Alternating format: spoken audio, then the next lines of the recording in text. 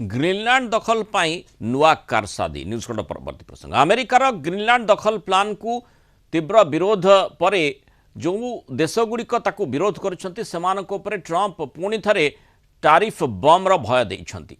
जातीय सुरक्षा दृष्टि अमेरिका ग्रीनलैंड दखल करने को चाहूँगी जो राष्ट्र समर्थन करेनि से टारिफ लागू हेबो एभली ट्रंप चेतावनी देलेनी।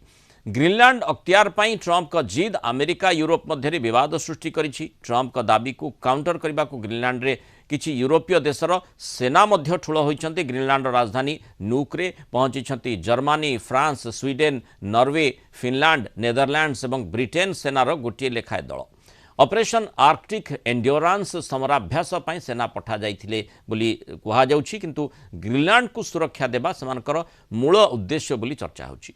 गत जनवरी 14 डेनमार्क और ग्रीनलैंड वैदेशिक मंत्री अमेरिका उपराष्ट्रपति जेडी वैंस को भेटी ग्रीनलैंड प्रसंगर समाधान पाई उच्चस्तरीय कमिटी गठन पाई निष्पत्ति होइछि। तेबे ट्रंप ग्रीनलैंड दखल जिद्रे अटल थिबा बेले ग्रीनलैंड बिक्री हेबनी बोली स्पष्ट करिछि डेनमार्क।